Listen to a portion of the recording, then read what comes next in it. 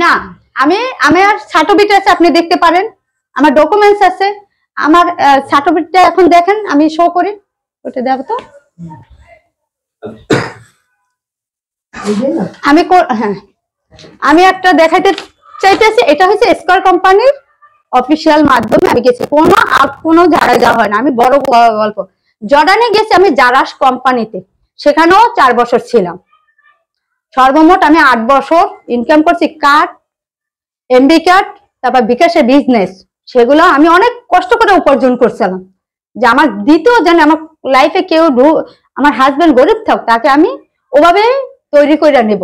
সেই জন্যই আমি চাইছি যে, এখন কি বলবো, অনেক 300 ছেলে দেখাইছে, তারপর আমি বিয়ে রাজি না, এ কি করছে না করছে আমিও বলতে পারি না। ওই যে পটাইছে আমার বাপ মায়ের, তাদের বলে কি, দেখ 5 দিক থেকে সমান পায় না, ওর একটা বিয়ের কথা করে ফ্যামিলিতে ঢুকছে। আমার একটা মানুষের দুর্ঘটনা থাকতে পারে, দেখেন বুড়ো বুড়ো মানুষরা একটা জোয়ান মেয়েকে বিয়ে করে, কিন্তু আমার কিন্তু সেরকম কোনো ইয়ে ছিল না।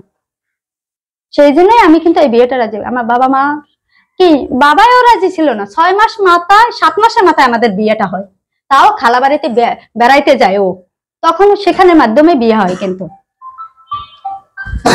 আমার যে জমিটা মিউটেশন হয়েছে আমার নানু বাড়ি কাঠাল্লা, সেখানে মিউটেশনও আমার হাজবেন্ড লগে থাইকা করাই দিছে। আমার হাজবেন্ড না হলে কেন দৌড়াবে সে বলে কি, আমি তোকে এখন বিয়েই করিনি। যখন ওই মেয়ের সাথে, এখন সে আমার পরে যে বিয়ে করছে, ওই মেয়ের কাছে ছুটি আক্তার মন, মাল্যাঘাট বাজার, ওইখানে আমি ওই মেয়ের পাও ধরছি, ওর মা হাত পাও ধরছি, দীর্ঘ 10 বার আমি গেছি। যার পরে আমি বলছি, দেখো আমার ও স্বামী আমার প্রথম, তো তুমি পরকিয়া করো যাই করো, তুমি তো একটা বিয়ে করছো, 10 বছর সংসার, তুমি অন্য কাউকে নেই। বলছি এরকম। সে কি দেখে বিয়ে বসলো, তাকে আমি একটা লিখিত অভিযোগ চেয়ারম্যানের কাছে দিয়েছে, সেটাও ডকুমেন্ট আছে, দেখাও তো।